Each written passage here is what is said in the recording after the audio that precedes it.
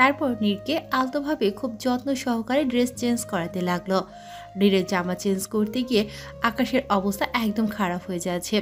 ওর যেন অন্য কোনো অনুভূতিতে হারিয়ে যাচ্ছে। এই মুহূর্তে নিজেকে কন্ট্রোল করে রাখাটা যেন ওর কাছে একটা যুদ্ধের ন্যায়। ওর বাহিরটা বারবার বলছে এই সুযোগে নিজের ভালোবাসার আর স্বামীর অধিকার ছিনিয়ে নে। অন্যদিকে ওর ভিতরে বলছে ভালোবাসা দিয়ে ভালোবাসাকে জয় কর। আকাশ ওর মনের কথা শুনল। আকাশ ওর চোখ দুটো একটা কাপড় দিয়ে বেঁধে নিল। তারপর নীরের জামা চেঞ্জ করতে শুরু করলো। অনেকক্ষণ ধরে লিজাদের বাসার কলিং বেলটা বেজেই চলেছে, কিন্তু কারো কোনো খেয়াল নেই। ওইদিকে রাহেলা বেগম গলা ছেড়ে লিজাকে বারবার ডেকে যাচ্ছে দরজাটা খোলার জন্য, কিন্তু লিজার কোনো হেলদোল নেই। ও মনের সুখে আয়নার সামনে দাঁড়িয়ে ফেস প্যাক মাখছে মুখে। রাহেলা বেগম রান্নাঘর থেকে সামনে কিছুটা এগিয়ে এসে জোরে হাঁক ছাড়লেন, যদি এই মুহূর্তে দরজা না খুলিস তাহলে আমি কিন্তু তোর রুমে এসে কানের মধ্যে গরম খুন্তি ঢুকিয়ে দেবো বলে দিলাম। রাহেলা বেগমের কথা লিজার কান অব্দি পৌঁছতেই লিজা একদম হকচকিয়ে গেল। লিজার এক মুহূর্ত দেরি না করে দ্রুত ফেস প্যাকের বাটিটা রেখে ওয়াশরুম থেকে হাত ধুয়ে দরজা খুলতে চলে গেল। লিজা কপাল কুঁচকে অনেকটা বিরক্তি নিয়ে দরজাটা খুলল। দরজা খুলতেই ওর চোখ কপালে উঠে গেল, কারণ দরজার সামনে দণ্ডায়মান ব্যক্তিটা আর কেউ নয়, পিয়াস। লিজা উসবুকের ন্যায় তাকিয়ে আছে পিয়াসের দিকে। লিজা মনে মনে বলল, ইস, পিয়াস ভাই আর আসার সময় পেল না।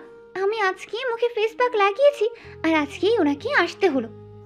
পিয়াস লিজাকে এই অবস্থায় দেখে লিজার দিকে ভ্রুকুটি করে তাকিয়ে আছে। সত্যি বলতে গেলে লিজাকে দেখে পিয়াসের খুব হাসি পাচ্ছে, কিন্তু ও লিজার সামনে হাসতে পারছে না। পিয়াস ওর হাসিটাকে অনেক কষ্টে চাপা দিয়ে রেখে মনে মনে আওড়ালো, এর জন্যই তো বলি হঠাৎ আটা ময়দার এত দাম বাড়লো কেন। ও যেই হারে মুখে আটা ময়দা মেখেছে, এটা যদি মুদিখানার লোক জানতে পারে তাহলে নির্ঘাত আজকের মধ্যেই দাম আরো দ্বিগুণ বাড়িয়ে দিবে। লিজা দ্রুত করে ওর ওড়না দিয়ে মুখের ফেস প্যাকটা মুছে নিল।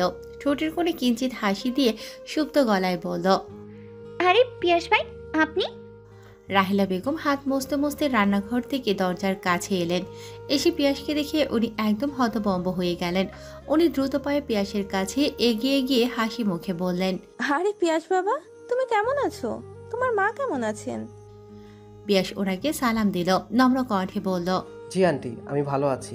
রাহেলা বেগম কপালে বিরক্তির ভাঁজ ফেলে লিজার দিকে তাকালেন। কিছুটা রাগী গলায় বললেন, হ্যাঁ রে, কি আক্কেল রে তোর? তুই এখনো ছেলেটাকে বাইরে দাঁড় করিয়ে রেখেছিস? রাহেলা বেগম পিয়াসকে ভেতরে আসতে বলল। ভেতরে প্রবেশ করতেই পিয়াসের অনেকটা ইতস্তত বোধ হচ্ছে, কারণ যেই পরিবারে একদিন তার জামাই হয়ে প্রবেশ করার কথা ছিল, আজ সেই পরিবারে সে একজন বাহিরের মানুষ হয়ে প্রবেশ করতে যাচ্ছে, যেটা কিছুতেই পিয়াস মেনে নিতে পারছে না। পিয়াস ওর হাতে টিফিন ক্যারিয়ারটা রাহেলা বেগমের সামনে ধরে বলল, আন্টি, মা আপনাদের জন্য কিছু পিঠা পাঠিয়েছে। রাহেলা বেগম একগাল হেসে টিফিন ক্যারিয়ারটা হাতে নিলেন। পিয়াসকে ভেতরে আসার জন্য অনেক জোরাজোরি করলেন, কিন্তু পিয়াস এই অজুহাত সেই অজুহাতে তড়িঘড়ি করে ওখান থেকে প্রস্থান করলো। লিজা মলিন দৃষ্টিতে পিয়াসের যাওয়ার পানে তাকিয়ে আছে। ওর মনের ভিতর বিরহের ঘণ্টা বাজছে। এইদিকে অনেকক্ষণ ধরে রাহেলা বেগম লিজাকে ডেকে যাচ্ছে, কিন্তু লিজার সেদিকে কোনো হুঁশ নেই। শেষে উনি বিরক্ত হয়ে লিজার কানে জোরে একটা টান মারলেন। রাহেলা বেগম চোখ রাঙিয়ে লিজাকে বলল, এই, তুই কানে কম শুনছিস নাকি আজকাল? কতক্ষণ ধরে তোকে ডেকে যাচ্ছি আমি। লিজা কানে হাত দিয়ে ডলতে ডলতে বিহবল স্বরে বলল, আহ মা, এত জোরে কেউ কান টানে? ব্যথা পেয়েছি তো। রাহেলা বেগম রাগ দেখিয়ে গাঢ় স্বরে বললেন, 10 সেকেন্ডের মধ্যে যদি দরজা বন্ধ করে রান্না করে না আসিস তাহলে এরপর কিন্তু তোর কানটা আমি টেনে ছিঁড়েই ফেলবো বলে দিলাম। কথাটা বলে রাহেলা বেগম রান্নাঘরের দিকে চলে গেলেন। লিজা ধাম করে দরজাটা লাগিয়ে দিল। মনের মধ্যে একরাশ রাগ নিয়ে মনে মনে আওড়ালো, আমার ভাগ্যে কেন এরকম একটা ভিলেন মার্কা মা পড়লো? আমার রাজকুমার কবে যে আমাকে বিয়ে করে আমার এই ভিলেন মায়ের হাত থেকে আমাকে মুক্তি দেবে জানি না। লিজা কথাগুলো বলে ঠোঁট ফুলিয়ে ওখান থেকে চলে গেল। আকাশ সুন্দর করে নীরের পুরো শরীরটা একটা ভিজা গামছা দিয়ে ভালো করে মুছে দিয়ে জামা চেঞ্জ করে দিল। নীরের মাথায় তেল দিয়ে ওর চুলগুলো সুন্দরভাবে আঁচড়িয়ে বেনি করে দিল। আকাশ নীরের এক হাত ওর হাতের মুষ্টি জুগলে নিল। নীরের হাতে আলতো করে একটা চুমু দিল। আকাশ নীরের দিকে শীতল চাহনিতে তাকালো, ভেজা কণ্ঠে বলল, আমাকে মাফ করে দাও জান পাখি, তোমাকে অনেক বেশি কষ্ট দিয়ে ফেলেছি। তুমি কেন আমার ভালোবাসাটাকে বুঝতে চাও না? আমি জানি না কবে তুমি আমার ভালোবাসাটা বুঝবে। আমি এখনো পর্যন্ত সেই দিনটার আশায় বুক বেঁধে আছি নীর পাখি। কথাগুলো বলে আকাশ নীরের পাশে হেলান দিয়ে আধশোয়া হয়ে বসে রইল। ভোরের দিকে আকাশের চোখ লেগে যায়। ঘুমের ঘরে ও নীরের বালিশের উপরই ঘুমিয়ে পড়ে। সকালে নীরের ঘুম ভাঙলে আকাশকে ওইভাবে ঘুমোতে দেখে ও উঠে বসে। আকাশকে ঠিক করে শোয়াতে গিয়ে গতকালকে ইমনকে মারার কথা মনে পড়ে যায়।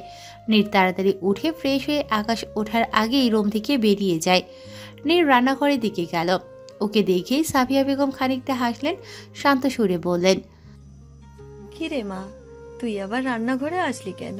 তোর শরীর কেমন এখন? ভালো আছি মামুনি, কিন্তু শরীরটা খুব দুর্বল লাগছে। মারে, জ্বর থেকে উঠলি তাই এমন লাগছে। তুই গিয়ে বস, আমি একটু নাস্তা দিচ্ছি। আমি ঠিক আছি মামুনি, আমি রুটিটা বানিয়ে দিই। সাফিয়া বেগম সঙ্গে সঙ্গে বাধা দিলেন। না না, আমি পারবো। নীর অনুনয়ের সুরে বলল। মামুনি please please please. Safia Begum নীরের অনুরোধ ফেলতে পারলেন না।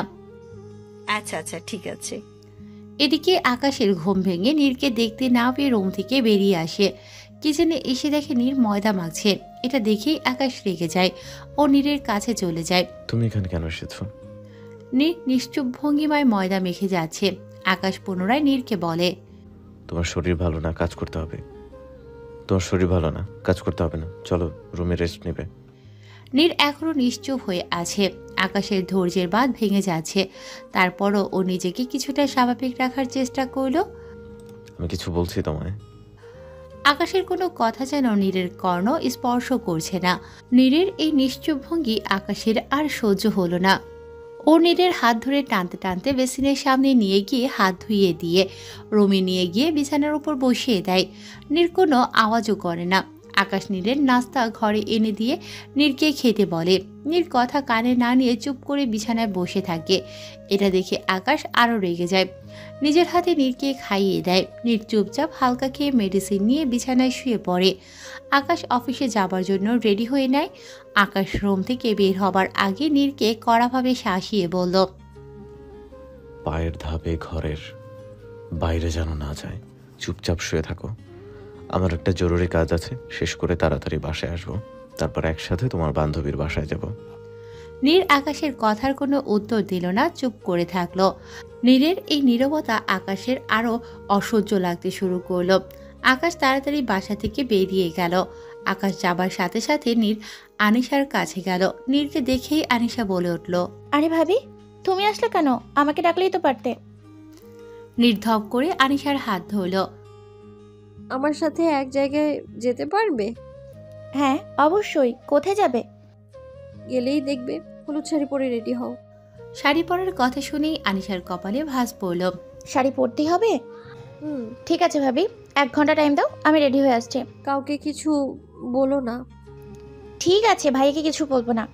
নীর একটা শুকনো হাসি দিয়ে বেরিয়ে এলো। দুজনেই রেডি হয়ে বেরিয়ে পড়লো। খানিক বাদে আকাশ এসে নীরকে রোমে না দেখে ভীষণভাবে রেগে যায়। ওর মায়ের কাছে এসে জানতে পারে নীর আর আনিশা কোথাও গেছে, কিন্তু ঠিক বলতে যায়নি ওরা কোথায় গেছে। আকাশ ঠিকই বুঝতে পারে কোথায় গেছে। আকাশ একটা হলুদ রঙের পাঞ্জাবি পরে রেডি হয়ে বেরিয়ে পড়ে। আকাশ নীরের বান্ধবীর বাড়িতে চলে যায়। ওখানে গিয়ে নীরকে কোথাও খুঁজে পায় না, তাই চলে আসতে নিলে দেখে একটা মেয়েকে ঘিরে অনেকজন বসে আছে, সম্ভবত মেহেদি দিতে। আকাশ মেয়েটির দিকে তাকিয়ে ওর মুখ দেখার চেষ্টা করে, কিন্তু দেখতে পাচ্ছে না। আর শাড়িটাও আকাশের চেনা চেনা লাগছে, কিন্তু ও মেয়েটাকে এখনো দেখতে পাচ্ছে না। চুল দিয়ে মেয়েটার মুখ পুরো ঢেকে আছে। মেয়েটা সবার হাতে মেহেদি দিয়ে দিচ্ছে। এর মধ্যেই আনিশা এসে আকাশকে ডেকে ওঠে, ভাইয়া তুই এখানে? নীরা কই? ওই যে সবার হাতে মেহেদি দিচ্ছে। ওইটা নীর? পুরা বিয়ে বাড়ি ঘুরে আসো তো, ভাবির মতো সুন্দরী কাউকে পাও নাকি? আকাশ আনিশাকে চোখ রাঙালো। মানে আমি কি এখানে মেয়ে দেখতে আসছি? তা কেন? তুই তো এসেছিস ভাবির কলেজা ধরে টানতে। তা ভাবিকে দেখেছিস? দেখতে পারলাম কই? দাঁড়া, ব্যবস্থা করছি। ভাবি, নীর আনিশার ডাকে মুখ তুলে তাকিয়ে দেখে আকাশ ওর সামনে দাঁড়িয়ে আছে। নীর আকাশকে দেখে তাড়াতাড়ি দাঁড়িয়ে যায়। আকাশ নীরকে দেখে পুরোই ফিদা হয়ে যায়, কারণ নীরকে দেখতে আজ খুবই সুন্দর লাগছিল। নীর আজ লাল আর হলুদ কালার মিক্স করা শাড়ি পরেছে, হালকা মেকআপ করেছে, চোখে গাঢ় কাজল, কপালে লাল টিপ, ঠোঁটে গাঢ় লিপস্টিক, হাত ভর্তি লাল চুড়ি, হালকা ওজনের ম্যাচিং কানের দুল, গলায় হালকা হার আর চুলগুলো ছেড়ে দিয়েছে। আকাশ নীরকে দেখছে তো দেখতেই আছে, ওর চোখের পলকও পড়ছে না। আর সব থেকে বড় কথা, নীর যে শাড়িটা পরে আছে সেটা আকাশ গতকাল রাতে এনে লুকিয়ে রেখেছিল নীরকে সারপ্রাইজ দেবে বলে, কিন্তু আজ নীরকে দেখে ও নিজেই সারপ্রাইজ হয়ে গেছে। নীরও আকাশের দিকে হ্যাপলার মতো তাকিয়ে আছে, কারণ এই রকম রূপে আকাশকে এর আগে আর কখনো দেখেনি। আকাশ আজ হলুদ আর লাল মিক্সের পাঞ্জাবি পরেছে, পাঞ্জাবির হাতার কাছে কিছুটা গুজে নিয়েছে, হাতে মোটা একটা স্বর্ণের ব্রেসলেট, গলায় একটা চেন, চুলগুলো হাত দিয়ে উপরের দিকে তুলে দিয়েছে, যার কারণে সামনের বড় হওয়া চুলগুলো কপালে কিছুটা এসে নাচানাচি করছে। আর চোখে সানগ্লাস। উস, যে কোনো মেয়ে এক দেখাতেই পাগল হয়ে যাবে। নীরের শাড়ি আর আকাশের পাঞ্জাবির ডিজাইন একই রকম, কারণ আকাশ কাপল ড্রেস কিনেছিল। ওরা দুজনেই ধ্যানমগ্ন হয়ে দুজনকে দেখছে, আর নিশেষে দুজনার ধ্যান ভাঙে। স্যার, ম্যাম, এটা তো বাড়ি নয় যে এবার সবার সামনে একে অপরকে দেখবেন। তাই ধ্যানের জগৎ থেকে দয়া করে বাস্তবে বিচরণ করুন। আনিশার কথায় নীরের হুঁশ ফিরে ও তাড়াতাড়ি করে বসে নিজের কাছে ব্যস্ত হয়ে পড়ে। আর আকাশ একটা চেয়ার টেনে নীরের সামনে বসে পড়ে। আকাশ বিমোহিত নয়নে এখনও নীরকে দেখেই যাচ্ছে, ওর যেন চোখের পলকে পড়ছে না। আকাশের চোখ নীরের লিপস্টিক রাঙানো ঠোঁটের উপর ঘুরপাক খাচ্ছে। আকাশ যতবার ওকে দেখছে ততবারই যেন নতুন করে প্রেমে পড়ছে। আকাশ নীরের দিকে তাকিয়ে ঘোর লাগা চিত্তে আওড়ালো, এই মেয়েটা এত কিউট কেন? ও বুঝে না কেন এইভাবে আমার সামনে দাঁড়ালে আমার নিজেকে কন্ট্রোল করতে খুব কষ্ট হয়? কি ভাবে ও নিজেকে? ও আমাকে না বলে এভাবে সেজে চলে আসবে আর আমি ওকে ছেড়ে দিব? চলো আজ বাসায় হচ্ছে তোমার। এর মধ্যে আকাশের কিছু বন্ধুরা আসে। নীরের বান্ধবী সীমার বড় ভাই সুমন, আকাশের ক্লোজ ফ্রেন্ড, কিন্তু নীর এটা জানে না। সবাই আকাশকে নিয়ে বিভিন্ন রকম মজা আর তামাশায় ব্যস্ত। এদিকে ইমনের কপালে ছোটখাটো একটা অপারেশন করা লেগেছে। ছোটখাটো বললেও ভুল হবে, কপালের বাম পাশে প্রায় 3 থেকে 4টার মতো সেলাই লেগেছে। মোটামুটি অনেকটা গভীর ক্ষত হয়েছিল কপালে, তাই সেলাই ছাড়া আর কোনো উপায় ছিল না। ডক্টর ইমনের কপালে সেলাই করে কপালে আর হাতের বিভিন্ন স্থানে যেখানে জখম হয়েছে সেই সব জায়গায় ভালো করে ব্যান্ডেজ করে দিয়ে ওকে বেডে শিফট করেছে। হসপিটালের যাবতীয় বিল আকাশের দলের ছেলেরাই পরিশোধ করেছে। ইমন মাথায় এবং শরীরে অসহ্য পরিমাণ যন্ত্রণা নিয়ে দাঁতের দাঁত চেপে হসপিটালের বেডে শুয়ে আছে। ওর মনের ভিতর দাউ দাউ করে জ্বলছে এক প্রতিহিংসার আগুন। ওর পাশে হতবিহবল হয়ে বসে আছে তুহিন। তুহিন হসপিটালে আসা পর্যন্ত একদম নিশ্চুপ হয়ে আছে, এবার আর নিশ্চুপ ভঙ্গিমা বজায় রাখতে পারল না। ইমনের উপর সাংঘাতিক ধরনের রাগ দেখিয়ে তুহিন রাগান্বিত কণ্ঠে বলে উঠল, থেকে বারবার করে বলেছিলাম নীরের পিছু বাদ দে, শুনিসনি আমার কথা? তার ফলাফল কি হলো? কয়েকদিন আগে ঠিকভাবে বেঁধে শুয়েছিলি, 3-4 দিন যেতে না যেতেই আবার সে একই কাহিনী হলো। কি দরকার তোর ওর পিছনে ঘোরা? ভুলে যা না ওকে। পৃথিবীতে কি একটা মেয়েই আছে, আর কোনো মেয়ে নেই? তুহিনের কথা শুনে ইমন চোখ গরম করে তাকালো তুহিনের দিকে, দাঁত কিরমির করে তীক্ষ্ণ কণ্ঠে বলল, তুই কেন? পৃথিবীর সমস্ত মানুষ এসে বললেও আমি নীরকে ভুল বুঝতে পারবো না। ও শুধুমাত্র আমার শুধুই আমার। আকাশ চৌধুরীকে আমি দেখে নেব, ওকে আমি বুঝিয়ে দেব ওর অস্তিত্ব আর ওর বসবাস শুধুমাত্র আমার বৃত্তি, অন্য কারো বৃত্তি নয়। তুহিন ইমনের দিকে অনেকটা আতঙ্কিত দৃষ্টি ছুড়ে তাকিয়ে আছে। তুহিনের মনে এক সাংঘাতিক ভয় আর আতঙ্ক বাসা বেঁধেছে। তুহিন ইমনের কথা শুনে এতটুকু বুঝতে পেরেছে যে সাংঘাতিক একটা যুদ্ধ লাগতে চলেছে ওর আর আকাশের মধ্যে। এই যুদ্ধে একজন হারবে, একজন জিতবে। তুহিনের মনে ওকে জানান দিচ্ছে, কিন্তু সেই হার জিত খুব মারাত্মক আকার ধারণ করতে চলেছে, যা রুতবার ক্ষমতা তুহিনের নেই। আকাশের বন্ধুদের সাথে ওর হরদম খোশ আড্ডা হয়েই চলেছে। ওদের মধ্যে একজন বলে, আকাশের কাঠটা চাপড় মেরে বলে উঠল, বন্ধু, কিরে মামা, বউ পাইয়া তো আমাকে ভুলে গেলি। ধুর মাম্মা, কি যে বলো, তোমাদের কি ভোলা যায়? এখানে খুব ইম্পর্টেন্ট কাজ করছি। তাই না তো কি করতাছো? আমাকে বলো একটু শুনি। আরে মাম্মা, নিজের প্রপার্টি পাহারা দিচ্ছি। আরে বেটা, এখানে আবার কোন প্রপার্টি পাইলা? আকাশ কাষ্ট হাসলো। আকাশ ইশারায় নীরকে দেখিয়ে দেয়। আকাশের বন্ধুরা নীর আর আকাশের ব্যাপার সবটাই আগের থেকেই জানে। সবাই আকাশের কথা শুনে একযোগে চিল্লিয়ে ওঠে। আরে বেটা, সময় বলে পাবি। এখন যা তো, তোর এখান থেকে যা, আমি ঠিক মতো ভাড়া দিতে পারছি না। ওরা চলে যেতেই আকাশ তাকিয়ে দেখলো নীর ওখানে নেই। আকাশ হন্যে হয়ে নীরকে খুঁজতে শুরু করলো। তবে আকাশ নীরকে একটা ছেলের সাথে কথা বলতে দেখে আকাশ কিছু বলতে যাবে, ঠিক তখনই আনিশা এসে আকাশের হাত ধরে। ভাই, নিজেকে কন্ট্রোল কর, এখানে কোনো সিনক্রেট করিস না। আকাশ রেগে মেগে চেয়ার টেনে এক পাশে বসে পড়ে। এর মধ্যে একটা মেয়ে এসে আকাশের পাশে বসে পড়ে। নীর ব্যাপারটা ফলো করে। এমনি কাজের বাহানায় ওদের আগে পিছিয়ে ঘুরতে থাকে। মেয়েটা অনেকটা ভনিতা ধরে আগ বাড়িয়ে আকাশের সাথে কথা বলার চেষ্টা করছে, কিন্তু আকাশ মেয়েটাকে তেমন একটা পাত্তা দিচ্ছে না। কিন্তু মেয়েটাও নাঝরবান্ধা, ওর সাথে কথা বলেই ছাড়বে। মেয়েটা আকাশের দিকে ওর এক হাত বাড়িয়ে দিল। হাই, আমি সোনিয়া। আকাশ অনিচ্ছা সত্ত্বেও শুধুমাত্র ভদ্রতার খাতিরে মেয়েটার সাথে কথা বলতে বাধ্য করতে হলো। হ্যালো, আমি আকাশ। আপনাকে একা একা বসে থাকতে দেখে আপনার সাথে পরিচিত হতে আসলাম। বাই দ্য ওয়ে, আপনি মেয়ের কে হন? মেয়ের ভাইয়ের ফ্রেন্ড। ওহ, আমি তো মেয়ের কাজিন। তো আপনি কি পড়াশোনা করেন নাকি জব? বাবার অফিস দেখাশোনা করি মাত্র। বাহ, খুব ভালো তো। আমি বিবিএ পড়ছি। আচ্ছা, আপনি থাকেন, আমি ঘুরে আসি। আরে কই যাচ্ছেন? বসেন না আর একটু। আকাশের হাত টেনে বসিয়ে দেয়। নীর ঘুরে ঘুরে এসব দেখছে আর রাগে কটমট করছে। আকাশ মোটেও সোনিয়ার সাথে কথা বলতে চাইছে না। সোনিয়া সেটা ভালো মতোই বুঝতে পারছে, কিন্তু সেই দিকে ওর কোনো তোয়াক্কা নেই। সোনিয়া কিছুটা কুণ্ঠিত কণ্ঠে বলল, ইফ ইউ ডোন্ট মাইন্ড, একটা প্রশ্ন করি? জি করেন। আপনার কি জিএফ আছে? না, জিএফ নাই। কারণ আমি মেয়েদের থেকে দূরে থাকতে পছন্দ করেন, তাই না? আরে আমার কথাটা তো শুনুন। সেটা নয়, আসল নকল বাদ দিন তো, আপনার নাম্বারটা দিন। সোনিয়ার মুখে এমন কথা শুনে আকাশ কিছুটা ভরকে গেল। আমার নাম্বার কেন? এমনি আর কি, মাঝে মাঝে কথা বলবো আর কি। ও, আমি তো তেমন কারোর সাথে ফোনে কথা বলি না। সোনিয়া আকাশের দিকে তাকিয়ে দাঁত কেলিয়ে একটা উজবুক হাসি দিল।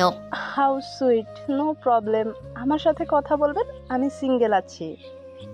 আকাশ না পারছে কিছু বলতে আর না পারছে সহ্য করতে। ও একটা তপ্ত শ্বাস ফেলে মনে মনে বিরক্ত নিয়ে আওড়ালো।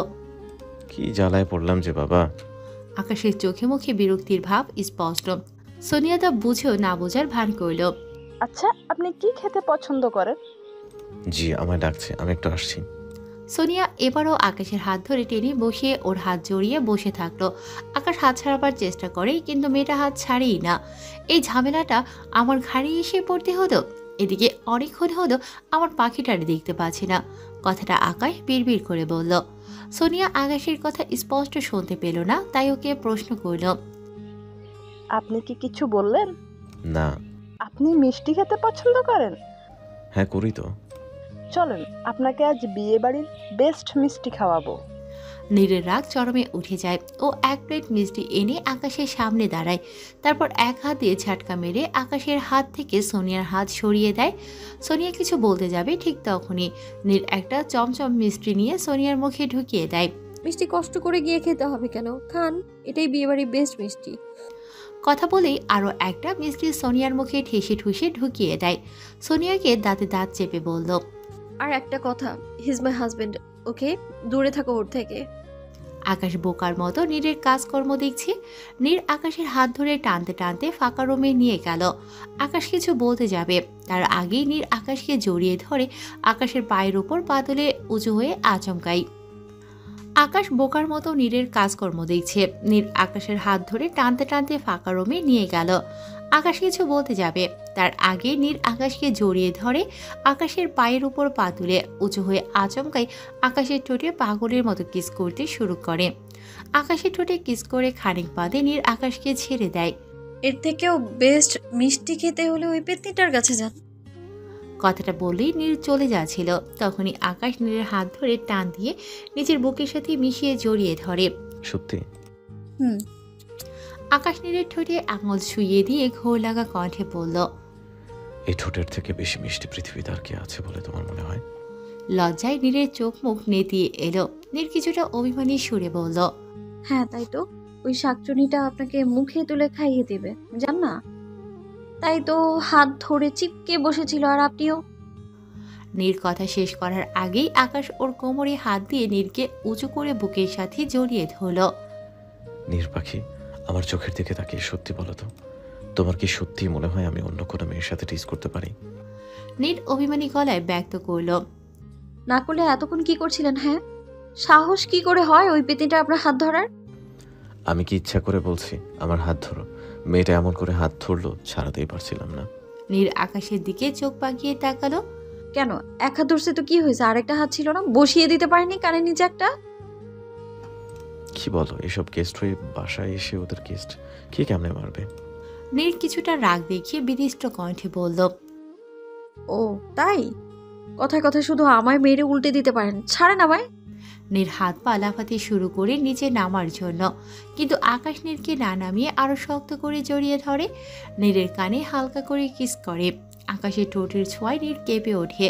নীরের পুরো শরীর যেন অনুভূতি শিহরণ খেলে যাচ্ছে। নীর ওর দু হাত দিয়ে শক্ত করে আকাশের পাঞ্জাবি খামছে ধরে আছে। নীর বড় বড় গরম আর ভারী নিঃশ্বাস ফেলছে। নীর যেন অন্যরকম এক অনুভূতিতে হারিয়ে যাচ্ছে। নীর ওর চোখগুলো বন্ধ করে রেখেছে। নীরের অনুভূতিটা বুঝতে আকাশের একদণ্ড দেরি হলো না। আকাশ ভেজা কণ্ঠে নীরকে ডাক দিল। নীর পাখি। নীর ছোট করে উত্তর দিল। আকাশ নীরের কানের কাছে মুখ নিয়ে ফিসফিসিয়ে বলল, আর একবার মিষ্টি খেতে চাই প্লিজ। কথাটা বলে নীরের উত্তরের কোনো অপেক্ষা না করে আকাশ ওর ঘাড়ে ছোট ছোট করে কিস করতে থাকে। আকাশের এই ভালোবাসার পাগলামো সহ্য করতে না পেরে নীর ওর দু হাত দিয়ে আকাশের মাথা তুলে ওর ঠোঁট নিজের ঠোঁটে ডুবিয়ে দেয়। বেশ কিছুক্ষণ আকাশ নীরকে ওর ভালোবাসার চুমুতে ডুবিয়ে রাখলো। আকাশ উত্তেজনা বশত নিজেকে সামলাতে না পেরে নীরের গলায় মুখ গুজে দিয়ে ছোট্ট করে একটা কামড় দিল। আকাশের কামড়ে নীরের হুঁশ ফিরল। পরক্ষণে নীর আকাশের কাছ থেকে জোর করে নিজেকে ছাড়িয়ে নেয়। নীর আর আকাশ রুম থেকে বেরিয়ে আসতেই নীর শক্ত করে ওর হাত টেনে ধরে। আকাশ কিছুটা হতবাক হয়ে গেল। কি হলো? একটা কথা রাখতে হবে। বলো না জান পাখি, কি করতে হবে? ওই শাকচুনিটাকে চড় মারতে হবে। নীরের কথাটা শুনে আকাশ হ্যাবলা কান্তের মতো চোখ বড় বড় করে নীরের দিকে তাকিয়ে আছে। বোকা বোকা মুখ নিয়ে বলল, কি? মারতেই হবে আপনাকে, নয়তো আজ থেকে আমি আনিশার সাথে ঘুমাবো। জান পাখি, এটা কি বলছো তুমি? এত মানুষের মধ্যে কি করে? আকাশের কোনো কথাই নীরের কানে নিল না। ও খানিকটা বাঁকা হাসলো। বাই, আমি আপনাকে সর্বদা ফলো করবো। নীর চলে গেল। আকাশ উজবুকের মতো নীরের যাওয়ার পানে গোল গোল চোখে তাকিয়ে আছে। আকাশ বিমূর্ত কণ্ঠে বিড়বিড় করে বলল, আরে এটা কি জ্বালায় পড়লাম আমি? কোন কুক্ষণে যে আজ আমি এখানে আসলাম? কি করি এখন? আমার নীর পাখিও যে এমন এমন বায়না করে। বন্ধুর বোনের বিয়েতে এসে শেষ ওর জন্য আমাকে গণপিটুনি খেতে হয়। কথাগুলো বিড়বিড় করে বলতে বলতে আকাশ ওখান থেকে প্রস্থান করল। এদিকে আনিশা অনেকক্ষণ ধরে নীরকে এখানে সেখানে খুঁজে বেড়াচ্ছিল। খুঁজতে খুঁজতে নীরকে দেখে দৌড়ে ওর কাছে গেল। কি গো ভাবি, কই ছিলে এতক্ষণ? তোমার ভাইয়ের সাথে। বাবা, চলো চলো, মেয়ের গালে হলুদ দিতে হবে। এর মধ্যে আকাশ আসে। নীর আকাশের দিকে আর চোখে তাকালো। ওর ঠোঁটটা খানিকটা বাঁকিয়ে বলল, চলো চলো আমরা যাই, বাসায় তো আবার যেতে হবে। বলছিলাম কি আনু, আজকে না তোমার পেটটা সুন্দর করে একটু ছেড়ে মুছে রেখো তো। কেন ভাবি? উত্তরটা না হয় পরের জন্যই তোলা থাক। এবার চলো আমরা যাই। নীর আনিশাকে নিয়ে ওখান থেকে চলে গেল। আকাশ অসহায় দৃষ্টিতে ওদের যাবার দিকে তাকিয়ে আছে। আকাশ ওর নিচের ঠোঁট উল্টিয়ে মনে মনে বলল, আজকে আমার কপালে নির্ঘাত দুঃখ আছে। ওরে কেউ আমারে বাঁচা ভাই। আকাশ কথাগুলো ভাবতে ভাবতে হলুদের স্থানে চলে গেল। সবাই সীমার গায়ে হলুদ দিচ্ছে আর হইচই করে মজা করছে। আর আকাশ আর মনে ভাবছে কি করে সোনিয়ারে মারা যায়। লিজা পিয়াসের জন্য খুব রোমান্টিক একটা কবিতা লিখতে বসেছে। প্রায় 1 ঘন্টা চলে যাবার পরেও কবিতার একটা লাইনও সাজাতে পারল না। 3-4টা করে শব্দ লিখছে আর একটা করে পেজ ছিঁড়ে ফেলছে। পেজগুলো ছিঁড়ে সব হাতের মুঠোয় মধ্যে মুড়িয়ে গোল্লা করে ঘরের আশেপাশে ছড়িয়ে ছিটিয়ে ফেলছে। ঘরের মধ্যে ধরতে গেলে কাগজের একদম গুদাম বানিয়ে ফেলেছে। লিজা ঘণ্টাখানেক চেষ্টার পর হাল ছেড়ে দিল। মনের মধ্যে বিরক্তি পোষণ করে বলল, ধর, আমার দ্বারা কিছুই হবে না। এতক্ষণ ধরে চেষ্টা করলাম, কবিতার একটা লাইন পর্যন্ত লিখতেই পারলাম না। আবার আমি নাকি পিয়াস ভাইকে পটাবো? ধুর, ভাল লাগে না। লিজা আনমনে বিড়বিড় করে কথাগুলো বলছিল। কেউ পেছন থেকে সজোরে ওর কান ধরে টান দিল। ও ঘাড় ঘুরিয়ে মাথা তুলে দেখল ওর মা অগ্নি দৃষ্টি নিয়ে ওর দিকে তাকিয়ে আছে। লিজা বুঝতে পারলো আজকে ওর খবর আছে। লিজা দাঁত বের করে সামান্য একটু হেসে ওর মাকে বলল, এ কি মা, তুমি এখানে? কিছু বলবে? রাহেলা বেগম রাগী কণ্ঠে বললেন, বলবো, তবে মুখে নয়, হাতে। মানে? রাহেলা বেগম কিছু না বলেই লিজাকে ঝাড়ু দিয়ে পেটানো শুরু করলো। এক লাফে বসা থেকে উঠে খাটের উপর গেল। রাহেলা বেগম খাটের উপর উঠেছে তো লিজা খাটের উপর থেকে নিচে নামছে, আবার রাহেলা বেগম নিচে নামছে তো লিজা খাটের উপর উঠছে। রাহেলা বেগম লিজার উপর সাংঘাতিকভাবে চেঁচামেচি করছে। এইরকম চেঁচামেচির শব্দ শুনে আফজাল হোসেন লিজার রুমে প্রবেশ করল। লিজা আফজাল সাহেবকে দেখা মাত্রই খাট থেকে লাফ দিয়ে নেমে আফজাল সাহেবের পেছনে গিয়ে লুকালো। আফজাল সাহেবকে ও বাবা, দেখো না, মা আমাকে শুধু শুধু মারছে। রাহেলা বেগম সেদিকেও তেড়ে গেলেন। লিজাকে মারার জন্য উদ্যত হলেন। তৎক্ষণাৎ আফজাল সাহেব রাহেলা বেগমকে বাধা দিলেন। কি করছো কি? মেয়েটাকে এইভাবে মারতে আসছো কেন? রাহেলা বেগম জোরে চিল্লিয়ে বললেন, মারবো না তো কি করব? ওকে আদর করব? দেখো, সারাটা ঘরে কাগজ ছিটিয়ে রেখেছে। কি অবস্থা করে রেখেছে ঘরটার। ঘরের একটা কাজ তো করেই না, উল্টো ঘর নোংরা করে। যখন নীর ছিল তখন আমাকে এত কাজ করতে হতো? ঘরের বেশিরভাগ কাজ তো ওই করতো নাকি? সবকিছু গুছিয়ে রাখতো। আর তোমার আদরের এই ছোট মেয়ে গোছানো তো দূরের কথা, উল্টো সব সময় সব কিছু অগোছালো করে রাখে। একবার ওকে পাই আমি হাতের কাছে, এই ঝাড়ু আজকে আমি ওর পিঠে ভাঙবো। নীরের কথা শুনে আফজাল হোসেনের মনটা একদম খারাপ হয়ে গেল। বুকের মধ্যে সজোরে যেন কেউ খোঁচা মারল। উনি ব্যাপারটা কাউকে বুঝতে দিলেন না। নিজেকে স্বাভাবিক রাখার চেষ্টা করে স্ত্রীকে ঠান্ডা গলায় বললেন, ছোট মানুষ, এমন করছো কেন? আস্তে আস্তে সব শিখে যাবে। রাহেলা বেগম ভেঙচি কাটলেন, এত বড় ধিঙ্গি মেয়ে এখনো পর্যন্ত বিছানাটা ঝাড়ু দিতে পারে না, আর তুমি ওকে এইটুকু মেয়ে বলছো? এই তোমার আশকারা পেয়ে না মেয়েটা একদম বিগড়ে গেছে।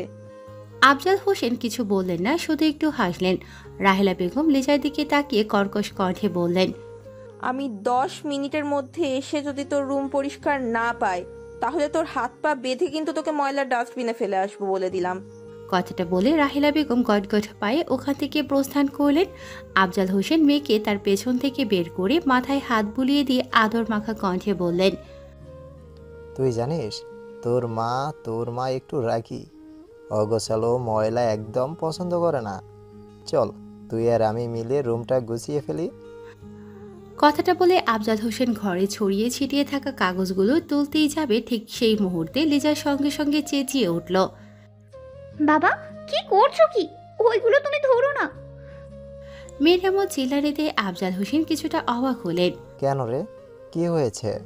না, আসলে বলছিলাম, বাবা তুমি আমার রুম পরিষ্কার করবে, এটা কেমন দেখায় না? আমার রুম আমি পরিষ্কার করতে পারবো বাবা, তোমার কষ্ট করতে হবে না। আফজাল হোসেন মেয়ের কথা শুনলেন না, বিরোধিতা প্রকাশ করলেন। দূর, কি যে বলিস না, আমার মেয়ের রুম আমি গোছাবো, এতে কষ্টের কি আছে? আফজাল হোসেন পুনরায় রুম গোছানোর জন্য উদ্যত হলেন। লিজার সঙ্গে সঙ্গে ওর বাবাকে আলতো করে জড়িয়ে ধরে বলল, ও বাবা, মা সব সময় বলে আমি কোনো কাজ করি না, কোনো কাজ পারি না।